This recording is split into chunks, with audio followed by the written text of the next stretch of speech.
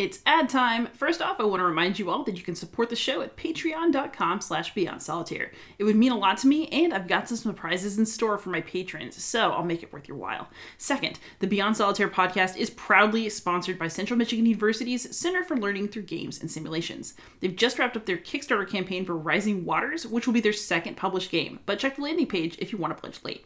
You should also have a look at their site for information about their certificate in applied game design, which features upcoming classes from Eloy Santa, Lamar Smith, and in a few months, yours truly. For now, though, let's get on with the show. Hey, gamers, this is Liz Davidson from Beyond Solitaire, and I am here with a very special guest this week. This is your third time on here, Amabel Holland from Hollandspiele. How you doing, Amabel? I'm all right. How are you? Pretty good. I'm glad to have you back on as a favorite guest of the show. We have had interesting conversations in the past about games as art, about Nicaea, which delighted me immensely. And now we are going to be talking about your newest, big upcoming game. So why don't you tell us about that one? Yes, it is called Endurance. It is a solitaire game of Antarctic survival. Specifically, it takes as its subject the 1914 expedition led by Ernest Shackleton to try to cross Antarctica from one side to the next overland. They did not get to Antarctica. The ship got stuck in some ice and was crushed, and they spent time camping out on the ice and were out there for I want to say 18 months or so. And then miraculously, all 28 of the men survived and were able to be rescued. And so it's probably one of the more famous expeditions to Antarctica. And it's a story that often gets told as in terms of strong leadership and overcoming adversity and whatnot. And I think that certainly is an element, but also I think the fact that the 28 men survived is miraculous. It is a miracle. It is one of the least likely things to have happened. One thing when we talk about historical games is we talk about them as models and being probability based models, where and you even see that for example in the usual combat results tables, you have the possible results of a thing and you roll to determine which it is. And a lot of times we tend to privilege the historical result as being well, what was most likely to happen because that's what happened. But that's not really how life works, right? Because if you're rolling on that combat, sometimes you will roll a 1 and something improbable will happen, and sometimes that happens in life. If you think about it as a let's take for example a 2d6 bell curve, which I think everyone's fairly familiar with, where when you're rolling 2d6, the most likely results are going to be that 6, 7, 8, that sweet spot. And then to the extremes of it, rolling 2 1s or 2 6s, snake eyes or boxcars are very unlikely. But sometimes you roll snake eyes, and so one of the things about my approach to the material is that I'm trying to do a game that centers the fact that this result was not the likely result of 28 guys being stranded with very few supplies in one of the most inhospitable places on the planet. So that's so in the game, where's the game set? Is it the ship is already stuck and you're just trying to get everybody through it? Is what's our setting? Yeah, so the ship is already stuck. You're already out camping on the ice, waiting for the ship to be finally crushed and taken under the water. So you're getting some supplies off the ship in that way. And the game kind of stages you through successive camps, having to leave this camp to go to this one. And there's a sequence in the game, which is based on historical actuality, where they needed to get off the ice because it was starting to drift and starting to melt and starting to crack. And so they got on their lifeboats and spent 3 days in these lifeboats, being awake for 3 days, trying to get to an island in terrible weather. And they get to this island where there is absolutely no food. They're the first people to set foot on the island. And then what happens is that Shackleton decides, okay, we're not going to get rescued unless we go to civilization. So I need to cross this, I want to say like 1,800 kilometers on a boat. I'm going to get 5 guys, going to go on this boat, go to this island where I know where it is. And so they spent like a couple weeks on the water, while on the other island, the remaining guys are just there, just slowly starving. And then and he ended up they ended up being rescued like probably like at the last possible moment, because like they had like 4, once they got to civilization, they started trying to organize rescue expeditions, and like one after another failed. And it wasn't until like months later that they got there, and the men at that time were like, they had run out of food, they had basically run out of hope, and were expecting someone to die any day now, and then they would have meat maybe. So it's a very bleak subject matter. And so the game is taking you through these camps, and basically you are taking on the kind of role of Shackleton in a way, where you are given these choices to make in these very difficult circumstances, and your choices have consequences. Your choices do matter, but you could make all the right choices and still end up in a bad situation, because part of it is luck. Part of it's the fact that, more than luck, that there's so much outside of your control when you're in a situation like that. When the entire environment is against you, and you're trying to make the best decisions you can with that limited information and that limited agency. Ooh, this is intense. So are you saying that basically this is one of those situations where you've designed a historical game where the historical results are better than how the player will typically do? Yeah, that's likely. And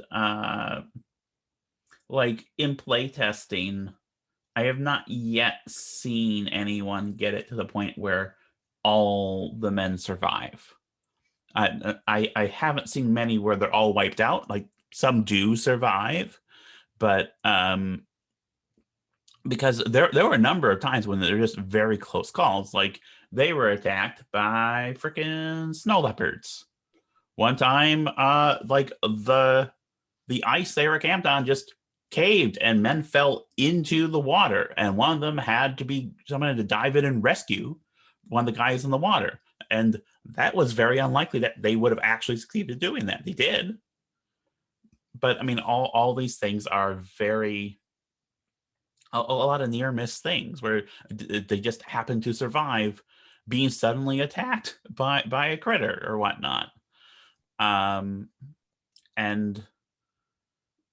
just the fact that they survived that boat trip, that 3-day boat trip, is just astonishing to me, because they already were exhausted and not doing well, not eating well, and they get on these 3 relatively small lifeboats, and are like going through like this storm with all the snow, and like the fact that they survive that is miraculous. Like, that they had like the best rolls in the world, if we go back to our 2d6 model. And so, yeah, one thing I am trying to emphasize is that it's it's not likely you're going to actually get the historical result is like the least likely result. And I feel like that's something that's going to rub some people the wrong way, because a lot of people, when they purchase historical games, they definitely are looking at they want to know what happened and why and how, but they don't think about like, well, how likely was that thing to have happened. And I want to kind of embrace that. This is a game I've been working on for 6 years. Oh, wow. since we started Hollandspiele, basically. And I think one reason why it's come together finally after all this time is I have this framework of it being this kind of miraculous occurrence, and these things just going the right way. Certainly, again, you make decisions to try to nudge things in your direction, but also things have to just go that way. And that's something that's very important to me, like in my day-to-day life. If I can digress briefly, I don't feel like you would object to a digression. I would not. So my current situation, I am the happiest I've ever been. I design and publish weird board games for a living, full time. And I'm a very happily out and obnoxious trans woman, right? But that existence itself is kind of miraculous, because there was a set of coincidences that brought me to this point. Like, the only reason why I design board games is because I was in a comic book store looking for back issues of New Mutants, went into their basement, and they had a bunch of modern board games. And I said, what the heck are these? And can I get into this? And that's the only reason why I got into board games, right? Is just happening to walk into that store and going into that basement in a city I don't even live in. I was visiting a pal, hanging out with a pal. And then, I designed a game. One of the earliest games that got published was Northland Pacific, the Winsome edition. And because of that game, there was someone who liked that game and wrote like a little piece about it on BGG. And this guy's name was Cole Worley. And that's how I knew who Cole Worley was, and how Cole Worley knew who I was. And so when I started Hollandspiele with Mary, we asked Cole, who had just by that point just published his first game, the original PAX Premiere, like, do you want to do a game for us? And we're strangers, but he kind of knows me from Northern Pacific, and he says yes and designs Infamous Traffic for us, which is, it's incredible that he made that decision. I'm not sure. But because he did that, we went full time. And because he did that, another designer who was looking for a publisher for her game, that's Erin Escobedo with Meltwater, she submitted to us because we were the Infamous Traffic people, right? And I became pretty good friends with Erin, and she's also a trans woman, and that was a big part of me figuring out that I'm trans. So all of these things come from me going to that store, me doing that train game for Winsome, Cole Worley saying, yeah, sure, I'll design this game for people I don't know. I mean, all those things together have led to my current circumstances. And if any of those things had been different, I don't know if my circumstances would be the same. I don't know if I wasn't full time, I don't know if I would have time to think about gender, right? I don't know if I would have I don't know if it would have been safe for me professionally to come out if I wasn't my own boss. So all those things together could have gone very differently. I had agency, I made decisions, and I worked hard to be who I am and to have what I have. But also there's a tremendous amount of grace involved. And so it's being very like hyper aware of that, and hyper aware of the fact that you know, when the dam finally broke, it was probably like the last possible moment that it could have done that, because I was so depressed and so depersonalized. And there's a very good chance that if things hadn't happened the way they happened when they happened, I wouldn't be here to have a conversation with you, right? So I feel very much like my life was saved by all these glorious circumstances. And so it's awareness of that that I think animates my approach to the design and has made it actually come together as a game about the miraculous, and by demonstrating that miracle through its probably noted absence in what is a very bleak game. That's fantastic. Yeah, well, I'm glad that you're here to have this conversation. That digression was, in fact, very welcome. So, yeah, I'm glad that this game is going to be here. And I also feel like, as usual, we're having kind of an interesting conversation about it in terms of history.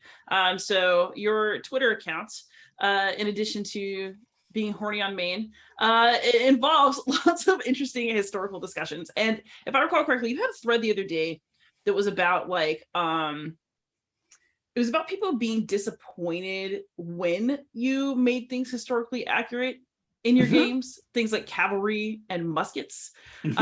Could you maybe run down that thread and then we can connect it back to what you're doing with this game? Sure. So that thread particularly was about people who they think history works a certain way, and it didn't. So like the big example with cavalry was there are a lot of people who play these games who want cavalry to be, they want them to be like tanks, basically. They want them to be like invincible charging machines.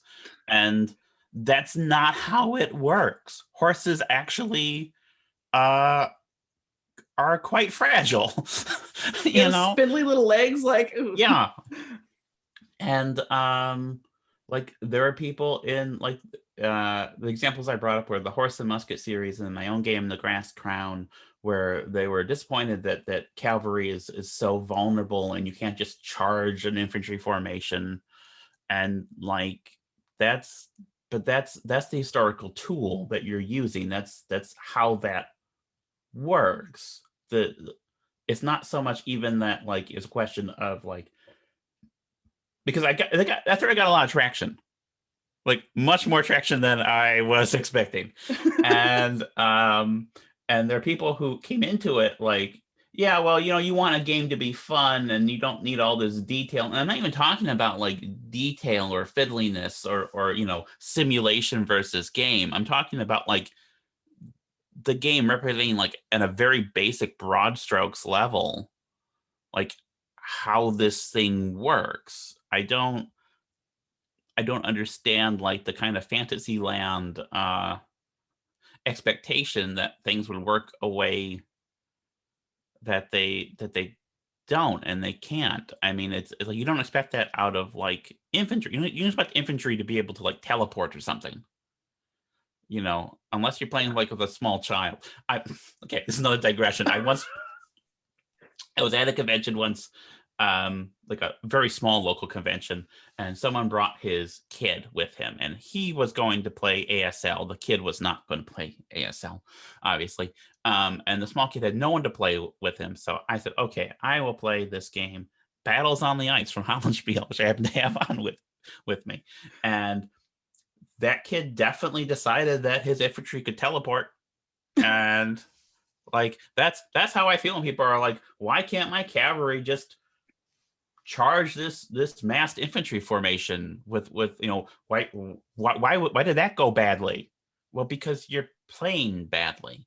And I ran into this with Siege of Mantua, which is one of my most recent releases, where people are surprised how swingy the battles are. And the thing is, anytime you you know, as a military commander, you bring troops into a battle, there's the possibility, especially like a battle with equal odds, that you're risking your entire army.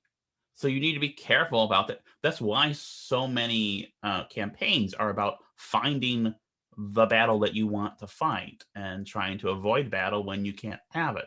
And there's a tendency, I think, in games, in military history games, for people to just want to, well, I just want to make an attack. I just want to roll some dice. And if you do that, you'll get chewed up. And that's what the game's, that's like the space of the game is, hey, don't do that. Don't like, please be smarter than that. You have to be smarter than that. And so that's the kind of, like, it's not even like real fidelity, historical accuracy, as because they're very broad strokes models. I mean, you've played some of my games; they're very simple, you know. Um, but I want to get the broad strokes of it right, and like have cavalry function the way you expect cavalry to function. Have, you know, the chance of a battle going awry be the chance that would exist historically. Um, and yeah, so people are disappointed when things make them feel bad, is what it is. They're disappointed when they don't feel successful and powerful. You know, they don't like like, there's a big, especially like in more in the Euro-y space, I think there's a big tendency to like avoid negative reinforcement. You want good feelings, you want positive feedback loops. I don't want that. I want to make people like, some of the games that I are the most popular that I've done are ones that I try to make players feel bad. You know, I like Table Battles is like the best-selling Hollandspiele title, and is based around lose a turn as a mechanic, and forced reaction, and counter, counter spells in a way where you are being blocked from doing the thing you want to do, and that's frustrating. And that's what the game's about. And there are people who are like, I love this game, but I wish it didn't force me to lose a turn. Well, then it doesn't, the game doesn't work then. That's what the game is. And you have to work around that and figure that out. It's the challenge of the game. And so I feel like the tendency for people to be irritable about such things is they don't want to feel like they've lost something. They don't want to, this loss aversion and whatnot. And I think that also will come into play with endurance, especially with the the somewhat limited degree of your agency, where unlike my other solitaire games, so I've done 3 solitaire games, and I know you've played them. This isn't a game where you're going around conquering and building things. There's nothing to conquer or build in Antarctica. You're just trying to survive and get through this. And so you have kind of limited agency. And because of that, so this is the cool thing about the game. There is no victory condition. There's no win condition or loss condition. The game just ends, and then you decide how you feel about what you did, how you did, and what the circumstances were. So there's no measurement, because first of all, I'm not going to try to assign point values to human lives. And I guess in a way, a lot of wargame design does do that abstractly. You get victory points for eliminating users, but it feels a lot more personal when it's these 28 counters representing these 28 men. Right. And you died, but I still feel good about myself. What? Yeah, no. And also, there were non-human members of the crew. There were teams of dogs, and there was the cat, Mrs. Chippy, who was a boy cat. trans icon, Mrs. Chippy. I don't know.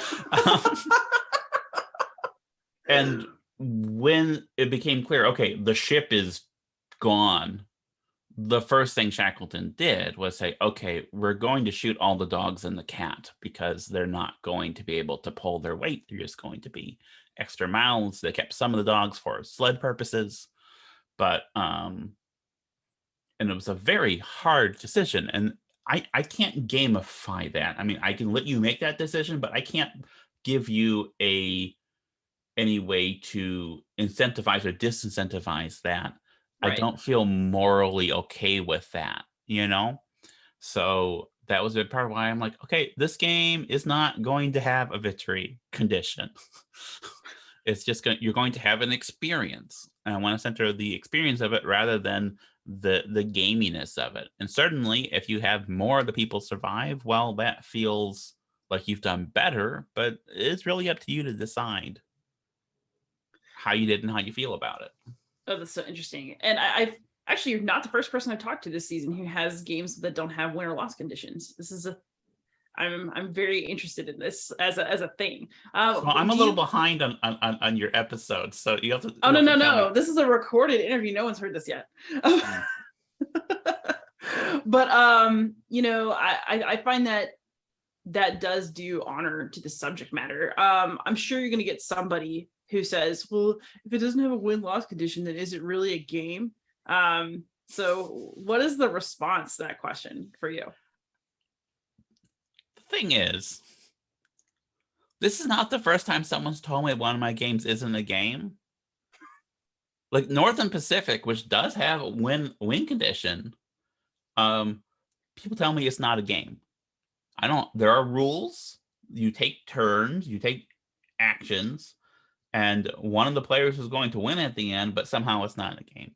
I've had players complain about Westphalia, my 6-player game, in which between 1 and 5 of the players can win, and they're like, "Well, that's not a game because more it's a competitive game, but more than one player can win. Well, that's not really a game." And like it's literally a game. So does that I mean that don't. baseball's not a game? Hmm? If more than one player can win, does that mean that baseball's not a game? No, baseball is definitely a game. A very boring game. I do not understand the appeal of, but it is a game.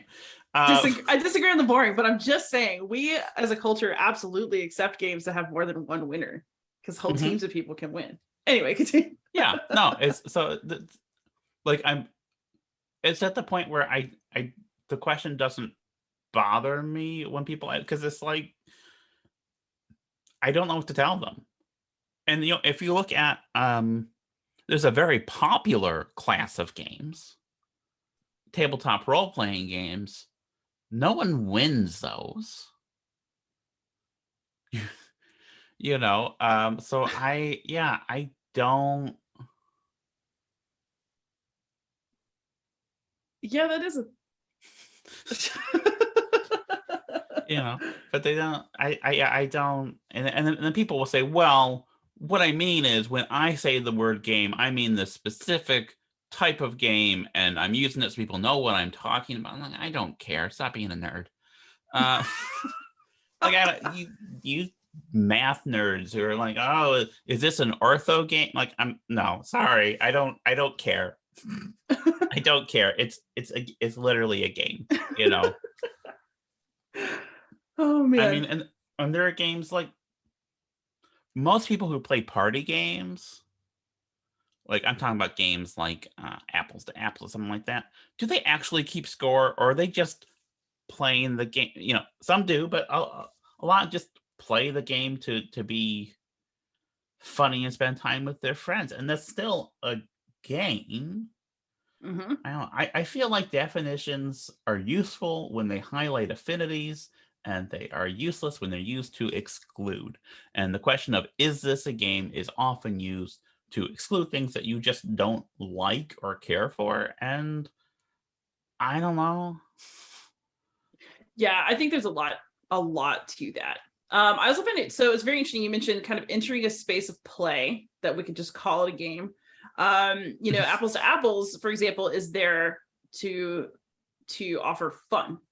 Mm-hmm. I think it's also maybe more difficult. It's like flirting, I would say, is a game, right? Like you've entered a play space where you are going to verbally, kind of play some tag and kind of, you know what I mean? Or like, any sort of banter among friends, I think that you could say is a game. It's meant to kind of bond and like raise some morale, and like it's supposed to be fun.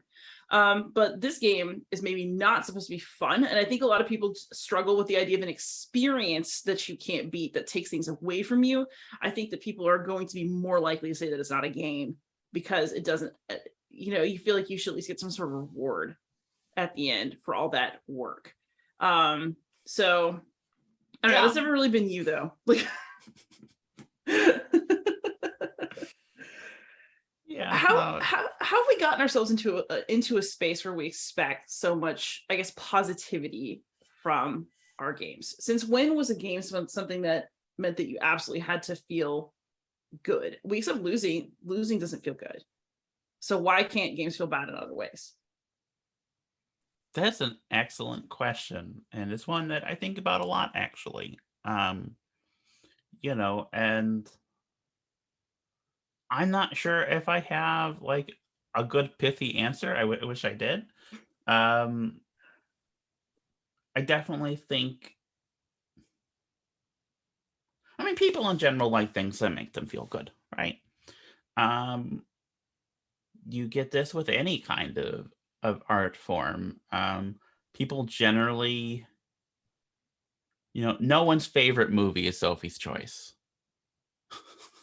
Yeah. Heck, my favorite movie is Gold Diggers 1933, which is one of the greatest musicals ever made, and it is just an absolute delight from start to finish. It's also about like the Great Depression and about class, and uh, actually has something to it, but it is a piece of confectionery, right? And so I think why games in general have kind of moved away from like negative reinforcement, and there's a lot of worry about loss aversion and whatnot, is um that they become more popular and more broadly popular. So more people are coming to them who aren't going to put up with, shit that makes them feel bad. Um I mean, you know what? I don't like playing Settlers of Catan. You know why? Because when I roll a 7, that robber shows up and takes my stuff, right? And that robber shows up a lot because it's a 7. That robber, back to the bell curve, shows up Yep. all the time. And for me, that spoils the experience of the game. So there's me having that not wanting to deal with that frustration and that loss aversion. So I mean, that's a very human thing, I think. Um, I think if you're building games that are supposed to make you feel happy or feel like you're building something, you don't want someone taking that away from you. So I think that, that kind of combats the thing. So my solution is to design games that are meant to be deliberately frustrating. I mean, I've done probably most people, if they've heard of me and of Hollandspiele like together, and they will think of something like This Guilty Land, which is like the game I get asked about anytime I'm interviewed by like a new outlet. Or The Vote, for that matter, which is like a companion piece. And both those games are built to be deliberately very frustrating. Like they're hard to operate. It's hard to actually get cards. It's based on like deadlock and like grinding to a halt, and that's to evoke this political system that is built to grind to a halt. And I find that very rewarding as a play experience, but not everyone else is going to, right? So I think, yeah, I think there's a tendency in human beings to, in things they consider to be entertainment, to seek things that are happier or lighter or less depressing. I think games in particular, as a form, you know, are often seen as being less capable of grappling with the big issues. I don't think that's true, but I do think the form is still evolving, which is very interesting because if you think about it, it is older than many forms. It's Yeah, just it's maybe the oldest form. yeah, we just spent a long time not really thinking about like what our games are saying or how they're saying them, right? So I think that will come with time. Um, Yeah. I think that also, I think it's easy to dismiss games as a form because it's the thing that every animal really like does naturally. And so we think of it as for children. Children play, and it's something that they instinctively know how to do before you teach them to read and before they have to learn how to write and yeah, all those different things. Like, because it comes easy in its earliest forms, maybe we feel like, this is sort of the opposite, right? Of wanting to be able to just crush through the cavalry. Like, we say that that's what we want, right? We want the reward of being all powerful and all that kind of stuff. But we also disdain things that come naturally to everyone because that's a more, I mean, in a way that makes games like a leveler among all humans because yeah, I don't know any humans who can't play. yeah. I agree with that, and there are other forms like all humans and all animals eat. So like food is tremendously important, but food uh can be people seem to take food a lot more seriously than they take games. Yeah. I think because they are more appreciative of the skill that goes into it and the variety. But there's a lot of skill and variety in games. Yeah. And one of our go-to insults is still, oh, go flip burgers, This is true. which, you So we know, we still we still we still diminish the labor that goes into it. Yeah, yeah. absolutely. And I think part of it too is how am I going to put this? So I take games very seriously. Obviously, it's my livelihood, and I like playing games. Obviously, it's what I do. But I think part of it too is that there are people who maybe take games too seriously, where they see being good at games as like a reflection of their intelligence and therefore their worth. And Yes. I think there's a tendency to want to distance yourself from that kind of person who will absolutely make the special pleading of games are like the best art form, Yeah. and games can do anything and whatnot. And I think you see this more like with video game discourse, Yes. where being good at video games is seen as like a marker of value or worth, and people put their whole personality into it. And the thing is, most games are bad. Most I video can't games see it. are bad. And most board games are bad. There are good games, and there are games that are experimental or that are stretching the form or that make a good case for games as art, which isn't a discussion I generally get into unless I'm talking to my cool friend Dr. Liz, because for me, yeah, they are art. Full stop. Right? There's no debate there. I'm not going to convince someone who doesn't think they're art that they're art, but um, because there's going to be a tendency to overvalue games and the ability to play games well, um, that people are less likely to take games seriously in a way, because the people who are taking them super seriously, they're really obnoxious. you know? The people who shouldn't be taking them super seriously. Yeah, because here's the thing, because something I feel very strongly is that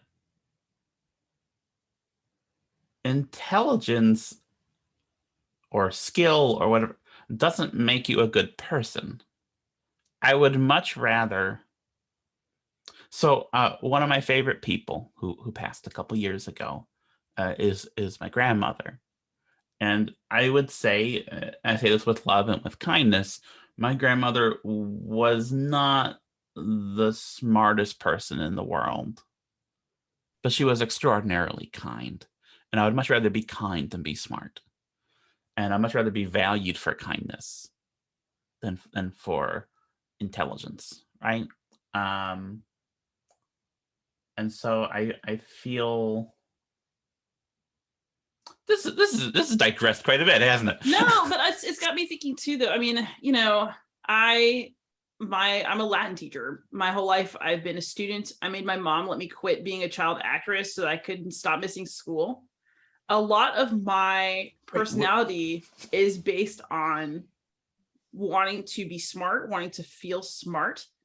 But I also am really glad I became a teacher, because I think that I got the reminder I needed working with so many different types of students.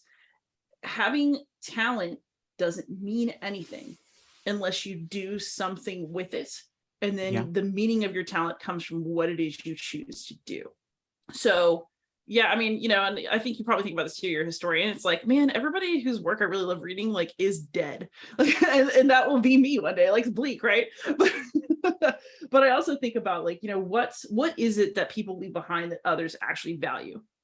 Like, what can you leave? And it's not going to be, I have a record in Galaga or whatever necessarily, right? Maybe there are a few people who will remember that. But there are a lot of people who might remember what you said if you say it and, like, your statement continues to have meaning after you have moved on from it, after you are gone. And I think games can say things, and I care more about what they say than about how fun they are, even, or about, like, how easy they are to play or whether I'm good at them. I don't think that's necessarily the thing that gives a game value for me. Yeah, so it's the same with me, and I think part of what helps me is that I am bad at games. Like, if I'm playing a non-solitaire game, if I'm playing a game and I win, then something's wrong with it. So this is a good story, actually. Once I was at a convention and I was playing Northern Pacific. The game keeps coming up this interview with a group of people who I did not know, and also the game's developer for Rio Grande for the reprint. And the developer introduced me as the designer of the game, and I played the game with them. I did it so badly that they thought I was lying, and there's no way I could be the designer, because obviously the designer wouldn't have made such terrible mistakes. And no, I absolutely will. That's absolutely hilarious, and I love it. So yeah, well, and I think that's one reason why I don't mind games being frustrating. I'm not super tied up in, like, wanting to feel good playing the game. As long as I'm able to play the game and make some decisions that have impact, I'm not tied up in, am I going to win or not? Because I already know I'm not going to win. Right?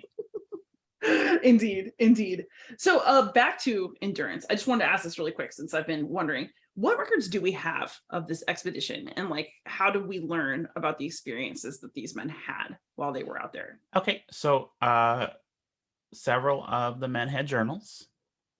Several of them were interviewed by a journalist named Alfred Lansing, who wrote a very popular and still, I think, the definitive book about the expedition, which is called Endurance as well. Which actually kind of brought, because here's the thing, when they came back from the expedition, no one really cared, because we were in the middle of World War I, and no one cared about these 28 guys off in Antarctica when there are millions of people dying. In fact, many of the men from the expedition immediately went into service. Wow. And some died in the war.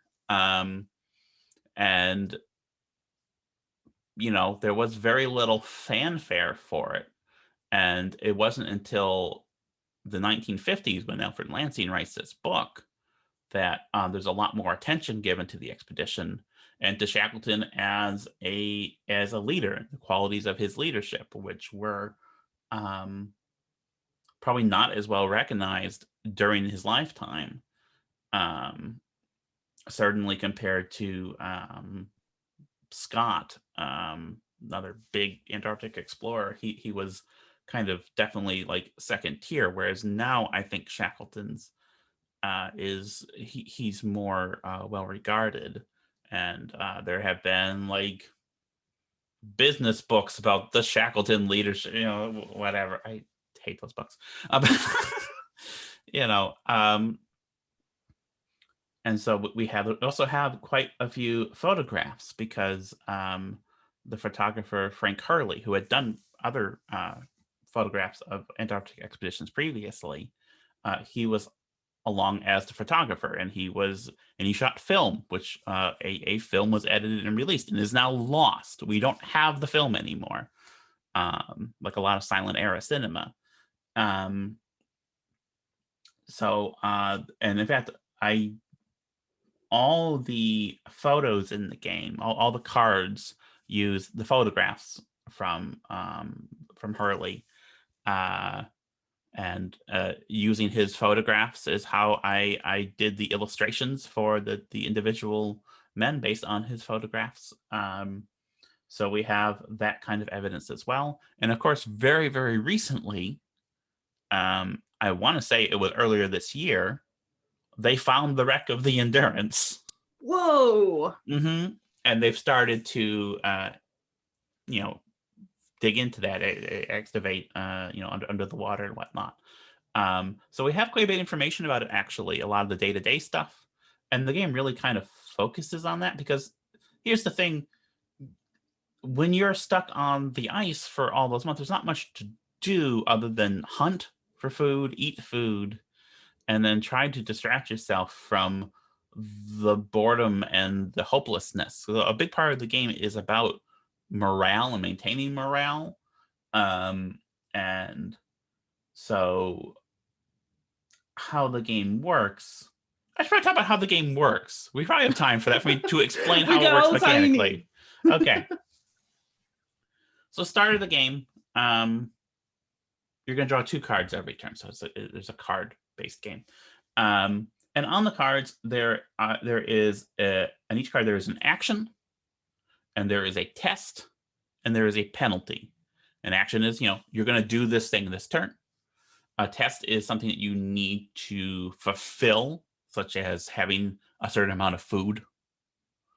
And the penalty is what happens if you fail either the action or the test. And you're going to choose 1 card for its action and 1 card for its test.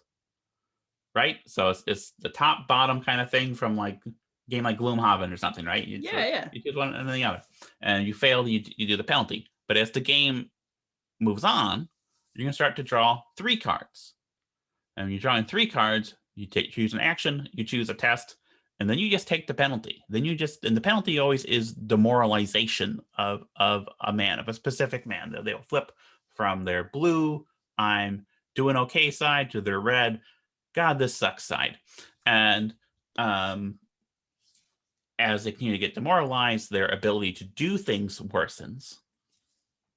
And then you go from drawing 3 cards a turn as the game progresses to drawing 4 cards a turn. And now you're doing an action, a test, and 2 penalties. And then you're drawing 5 cards a turn. And so as the game goes on, as you are spending longer and longer in Antarctica, it is harder and harder to not just be completely hopeless. And so you're trying to manage both their resources, food, ammunition, because you have some weapons you can use. You need to heat things. You need to be able to cook the food, so you need blubber for that. You have some things that will help undemoralize. I'm still looking for the right word for that. Remoralize. Remoralize. Perk up. Yeah. Which the 3 things I used for that. I used a phonograph because I had a hand cranked phonograph, and I used a cookbook, and I used playing cards. I'm going to talk about each of those in turn because I think that's interesting.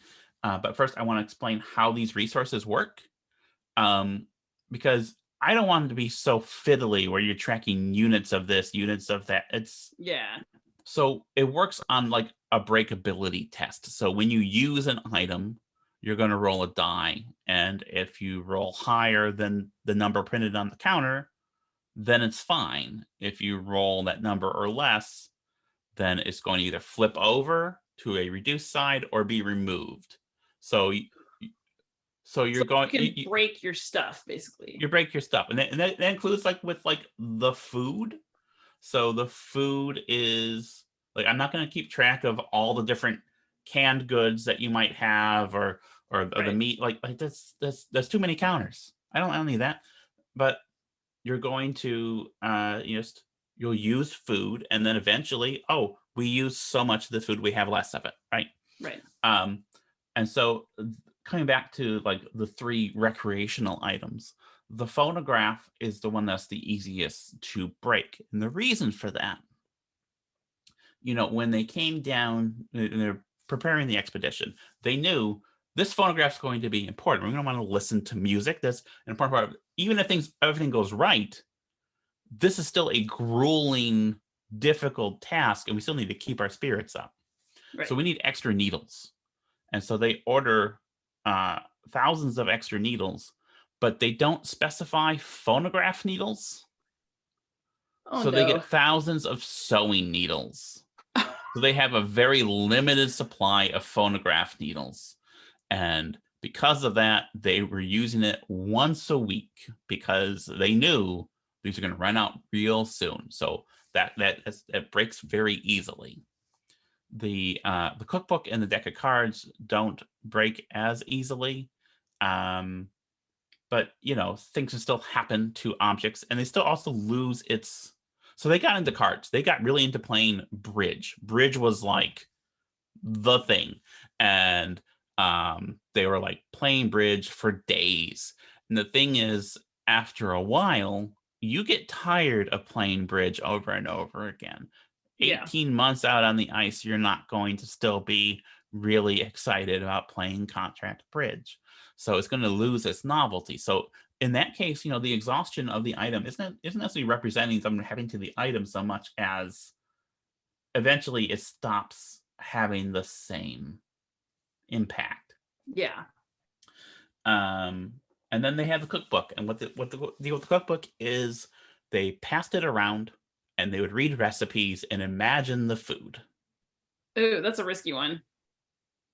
Yeah? Well, yeah, because you could either dream of something good or be disappointed that you don't have it. Well, well, at least for a while, they dreamed of something good, and they would talk about the recipes and ingredients and what they would want to eat, and none of them really wanted to eat meat because that's all they were. It was a very meat-heavy diet. The things that they were eating, they're eating pemmican, but specifically they're eating dog pemmican, which is a form of pemmican that was made for the dogs that had less like flavor in it. Yeah. They were eating fried bits of flour, just flour. And then they were eating a lot of penguin and seal. And that's not a great diet if you want to avoid like scurvy and stuff. They did have some canned fruits and vegetables and whatnot, but those are very perishable, and those aren't renewable the way the meat is. They also got tired of hunting because it turns out penguins don't know to run away from people. They're very trusting little critters. Oh no. And they just were so depressed just slaughtering these penguins over and again. And so, in fact, some of the actions, the hunting actions, when you take the action, you will demoralize someone automatically because doing this is demoralizing. Doing this over and over again is demoralizing. And so that's the kind of things the game is trying to like represent with its resource management and also its actions and the basic flow of the thing. And and then there are event cards. There are several event cards that where it will basically change the circumstances of the game for a period of time. And And those are all things that either historically happened or could have happened. So there were a lot of jokes about, oh, what happens if someone dies? I guess we'll have to eat them. Which one would we want to eat? Oh God. And the thing is, previous expeditions did end in cannibalism in Antarctica. It's not a great place to hang out. There is an event card where, because you can choose to keep the dogs as long as you want to keep them. Oh yeah. Okay. There is an event card where the dogs get worms because they got worms and they forgot to bring dewormer with them, so it just ravished the dogs, unfortunately. There's an event card where you get demoralized because you have run out of toilet paper, so you are wiping with ice, which actually is not, ice and snow are not great things to wipe with, turns out. It's not like a little ice bidet. No, it's not. It's not a little bidet.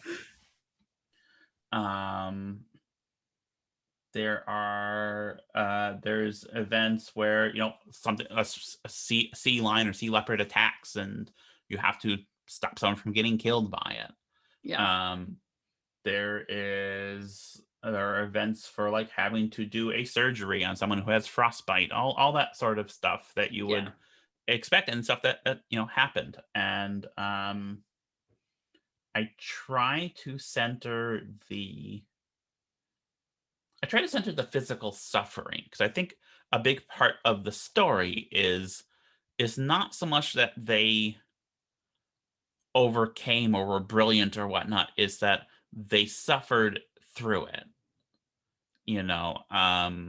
There's a lot of stuff that I wish I could work into the game, but I couldn't quite figure out how to do it. For example, so when it got really cold, each little tent had a bucket which was used for urination.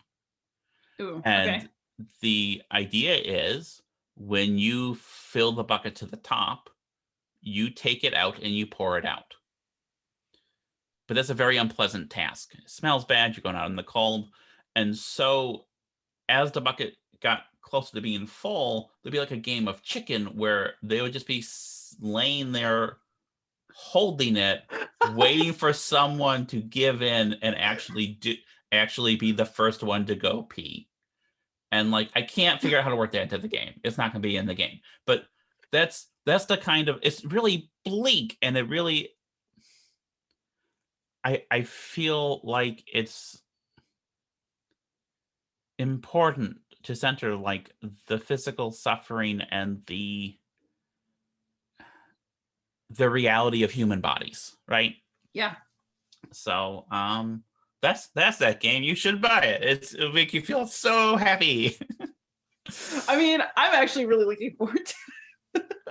So, it's interesting that we have this conversation at the end. I kind of want to pull it full circle. So you mentioned that in a way, this is a game about miracles, about surviving despite all odds. And I had a really interesting conversation with my therapist this past week. Like, I was in a good spot the last time we met, and he said, you do realize that all these things seem like luck to you. Yeah, there's some luck involved, but it also has to do with the kind of person you are and the kind of decisions that you make. And so it's always a combo. So you should give yourself some credit. And just like we can give Shackleton some credits. Yeah. I think that you deserve some too. You always ask the right questions. That's very kind. Thank you. So is there anything that you're playing right now for just for the joy of it? Endurance. Just for the joy. Okay, it's just for the joy of it. So one of my girlfriends is really into Lost Ruins of Arnak, which is a Euro game about like exploring like temples and whatnot, and there are critters, and so I've been playing that a lot. And actually, so one of the things is, I'm a game design weirdo, and as time has moved on, I've moved on from like Euro games generally. And because I make the kind of games I make, I tend to look for games that are like the kind of games that I make. And so it's been very interesting, now that I've been dating to be playing games with people who much prefer those kind of Euro games and being able to appreciate them again. And I think that's good for me, actually, because I think part of my success as a designer was taking some Euro-y concepts and applying them to a historical game context. So re-immersing myself in those sorts of games, even if just to enjoy the company of my partners, has allowed me to kind of reapproach those. In fact, Lost Springs Arnak helped me with this game endurance because so there are 3 types of food in the game. There's the pemmican, there's the meat, and there's the canned goods. And so different tests will require different kinds of food, but you're able to substitute food up or down a level. And I basically cribbed that from the way the travel costs are substituted in that game Arnak. And I wouldn't have thought of that if I hadn't played like 12 games of Arnak in the last few months as I was finishing up Shackleton.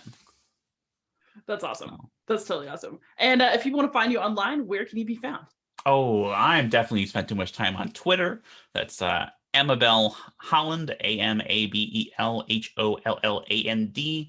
I'm also on the Discord, but I'm not going to give you my Discord handle. That'd be weird. However, if you're listening to this, I'm gonna advertise a little bit here. If you're listening to this and you are trans or non-binary and like 30-ish or older, there is a Discord server for you, Mabel's Table. DM me, I'll give you an invite. Fantastic. And those of you who are listening probably know I can be found anywhere as Beyond Solitaire. Amabel, thanks so much for coming on. You're always one of my favorite guests to have, and I hope to have you on many times in the future. That sounds great. Thanks so much, everybody. Like, subscribe, comment, and most of all, happy gaming.